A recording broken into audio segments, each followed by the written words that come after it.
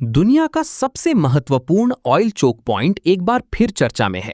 Hormuz जलडमरू Madhya straight of Hormuz, जिसे अक्सर global chicken neck कहा जाता है, फिर से तनाव के घेरे में है। और अब एक बड़ा सवाल, क्या भारत इस अशांत क्षेत्र में अपनी सेना भेजेगा? दुनिया का हर पांचवा तेल का बैरल इसी संकरे रास्ते से गुजरता है। ये सिर्फ एक आंकड़ा नहीं है, ये दुनिया की एनर्जी लाइफलाइन है। यहां कोई भी रुकावट पूरी दुनिया के बाजारों में हलचल पैदा कर देती है, और हम इसे देख भी रहे हैं। तेल की कीमतें बढ़ रही हैं, शिपिंग मार्ग खतरे में हैं, और अमेरिका और ईरान के बीच तनाव लगातार बढ़ रहा है। अब 30 से अधिक देश लंदन में एक साथ आ रहे हैं। सैन्य योजनाकार एक संयुक्त रणनीति बनाने के लिए मिल रहे हैं। मकसद है शिपिंग रास्तों को खुला रखना और एक बड़े संकट को रोकना। इस पहल को यूके और फ्रांस बढ़ावा दे रहे हैं। उनका कहना है कि ये एक रक्षात्मक मिशन होगा, युद्ध की कोई चाल नहीं, बल्कि एक सुरक्षा कवच। लेकिन इतने तनाव के बीच रक्षात्मक कदम भी मामले को बिगाड़ सकते हैं, और यहीं भारत की एंट्री होती है। नई दिल्ली को इस बहुराष्ट्रीय कोशिश में शामिल होने के लिए आमंत्रित किया गया है। लेकिन क्या भारत सेना भेजेगा? ये फैसला अभी बाकी है। इसकी पुष्टि विदेश मंत्रालय से हुई है। प्रवक्ता रणधीर जायसवाल ने कहा कि भारत बातचीत में और स्पष्टता मिलने के बाद अपनी भूमिका तय करेगा।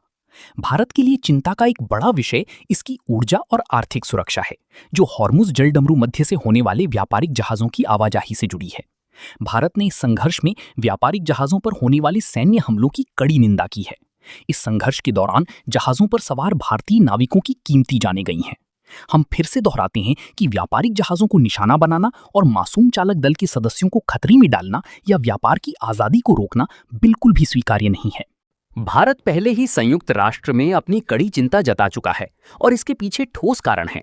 भारत के लिए दांव पर बहुत कुछ लगा है, क्योंकि भारत की 80% से अधिक ऊर्जा जरूरतें आयात की जाती हैं।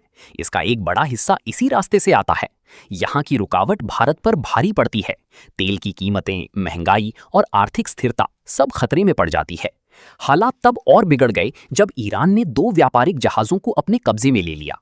इनमें से एक भारत के मुंद्रा पोर्ट की ओर जा रहा था।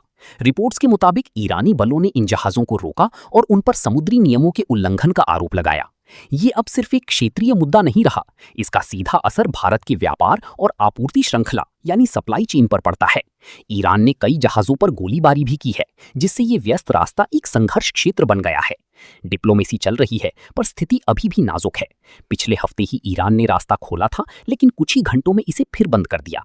अमेरिका पर वादा खिलाफी और नौसैनिक दबाव जारी रखने का आरोप लगा। इस बीच डोनाल्ड ट्रंप ने एक बड़ा दावा किया है। उनका कहना है कि अमेरिका की कार्रवाई की वजह से रास्ता प्रभावी रूप से बंद है। वो कहते हैं कि अगर रास्ता बंद रहता है तो ईरान को हर रोज लगभग $500 मिलियन का नुकसान हो रहा है, जो इसे न केवल एक सैन्य फ्लैश पॉइंट बल्कि एक आर्थिक युद्ध क्षेत्र बनाता है। उन्होंने ये भी दावा किया कि उनके पास कुछ संदेश आए हैं जो बताते हैं कि ईरान रास्ता तुरंत खोलना चाहता है। लेकिन ट्रंप ने चेतावनी दी है कि बिना किसी बड़े समझौते के रास्ता खोलना बातचीत की हर उम्मीद को खत्म कर सकता है। फिलहाल सबकी नजरें लंदन पर हैं, जहां अगली रणनीति तय की जाएगी और सहयोगी देश अपना अगला कदम उठाएंगे। क्या ये एक संयुक्त वैश्विक सुरक्षा बल बनेगा या भू राजनीति इसे रोक देगी? और सबसे जरूरी, क्या भारत इसमें कदम रखेगा या सावधान रहेगा? क्योंकि इस संकरे रास्ते में जो कुछ भी होगा, वो न केवल दुनिया की अर्थव्यवस्था को बदलेगा, बल्कि इस वैश्विक संघर्ष का अगला चरण भी तय करेगा।